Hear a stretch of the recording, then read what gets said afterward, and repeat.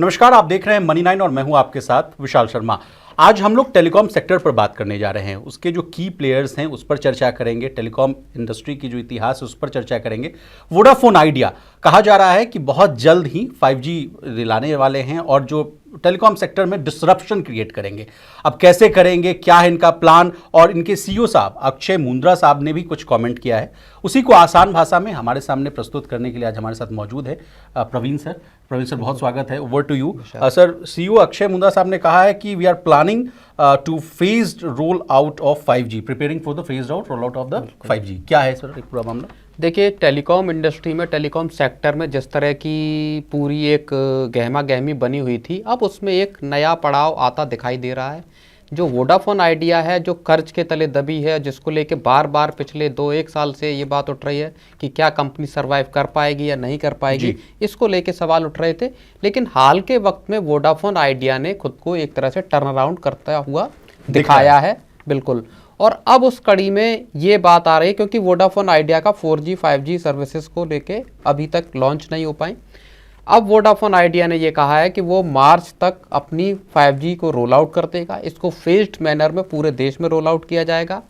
और इससे भी बड़ी बात जो कंज्यूमर्स के लिए ज़्यादा अहमियत रखती है वो ये है कि उन्होंने कहा हम ऐसे टैरिफ प्लान लेके आएंगे जो अभी तक इंडस्ट्री में किसी ने नहीं दिए हैं। कह रहा है सर कि 15% हम लोग चीप लाएंगे। बिल्कुल। इससे पहले जो एक खबर आई थी वोडाफोन आइडिया के 5G रोल आउट को लेके, उसमें यह कहा गया था कि जो वोडाफोन आइडिया का जो 5G प्लान होगा वो 15% सस्ता होगा जियो से और एयरटेल से। तो ये एक अपने आप में बड़ी खबर है और इस लिहाज से इसको समझना जरूरी है कि अब तक जो टेलीकॉम सेक्टर है उसमें जियो, रिलायंस जियो और भारतीय एयरटेल का पूरा कब्जा बना हुआ है, बड़े मार्केट पे काबिज हैं। वोडाफोन आइडिया को हर महीने अपने यूजर गंवाने पड़ रहे हैं। सर, इसके पीछे एक कारण ये भी है कि विगत आप देखिएगा कुछ महीनों से टेलीकॉम की जो प्राइसेस है, टैरिफ की जो प्राइसेस है वो बहुत बढ़ती हुई नजर आ रही है। पहले कहा गया कि फ्री का लालच दिया गया, उसके बाद कुछ आया रेट्स तो वो मतलब कंफर्टेबल नहीं था। नहीं, देखिए, कुछ साल पहले तक टेलीकॉम सेक्टर एक टैरिफ वॉर के दौर से गुजर रहा था जी। उसके बाद जियो ने आके, जब जियो का आया, जियो ने अपना प्लान पेश किया और उन्होंने फ्री में प्लान दिया। उसके बाद एक बड़ी मुश्किल घड़ी आ गई एयरटेल के लिए सर्वाइव करने की, वोडाफोन के लिए। लेकिन पिछले कुछ सालों में ये जो टैरिफ वॉर है ये थमी और पिछले साल अगस्त में आके टैरिफ बढ़ाए गए। 2-3 राउंड में टैरिफ में बढ़ोतरी हुई है पिछले 2-3 साल में, और अगस्त की जो बढ़ोतरी हुई उसने कंज्यूमर्स को एकदम से बड़ी नाराजगी पैदा हुई। और उसके चलते हमने ये देखा कि BSNL जो सरकारी कंपनी है वहां बड़ी तादाद में लोगों ने वहां शिफ्ट कर लिया, स्विच कर लिया। अब जो वोडाफोन आइडिया कदम उठा रहा है उसमें इस बात को लेके आप समझिए कि जो कंज्यूमर्स जियो और भारतीय एयरटेल के महंगे प्लान्स के वजह से परेशान है, वो अगर 15% सस्ता लाते हैं और जल्दी रोल आउट करने की जो बात आ रही है वोडाफोन आइडिया के, वो एक गेम चेंजर साबित हो सकता है। सस्ता प्लान और 5G अगर मिलता है तो देश में जो डेटा का इस्तेमाल बड़े पैमाने पर लोग अब कर रहे हैं उनको एक बड़ी इसमें छूट मिलने वाली है, राहत मिलने वाली है। सर, अक्षय मुंद्रा जो सीईओ है उन्होंने ये भी कहा है कि VI is partnering with the global leaders. 3 प्रमुख लोगों का नाम लिया गया है, एरिक्सन, नोकिया और सैमसंग। 3 ईयर का पूरा ये इन्वेस्टमेंट प्लान होगा। आप ठीक कह रहे थे सर कि टेलीकॉम जो सेक्टर है उसमें बहुत फायदा 30,000 करोड़ रुपए का ये कॉन्ट्रैक्ट है 3 साल के लिए, जो वोडाफोन आइडिया ने इन तीनों कंपनियों को दिया है, जो मेनली 4G और 5G को डिप्लॉय करने के लिए इन तीनों टेक कंपनियों को ये ऑर्डर दिया गया है। जी। आप सर बात कर लेते हैं कि VI के आने से टेलीकॉम सेक्टर में क्या क्या बदलाव होगा। क्या जो देखिए, जो व्यूअर है हमारा वो ये देखना चाहता है कि मेरा क्या फायदा होगा। बिल्कुल। वो त्रस्त है, टैरिफ प्लान से त्रस्त है, वो चाह रहा है कि कोई मुझे सब्स्टिट्यूट उसका आ जाए, तो VI बहुत अच्छा है। सर, हम आपसे समझना चाहेंगे क्या क्या बदलाव होगी। तो आप कह रहे हैं कि प्राइस चीप हो जाएगा टैरिफ प्लान का, और सर बेहतर सर्विसेज मिल सकती है? नहीं, सर्विसेज का जाहिर तौर पे वोडाफोन आइडिया जब अपना 5G डिप्लॉय करेगा तो सर्विसेज का एक ऑप्शन कस्टमर्स के सामने खुल जाएगा। जो करोड़ों यूजर्स हैं, जो देखिए वोडाफोन आइडिया के सामने इस वक्त भी एक बड़ा चैलेंज ये है कि वो अपने जो ग्राहक उसको छोड़ रहे हैं उनको कैसे रोके।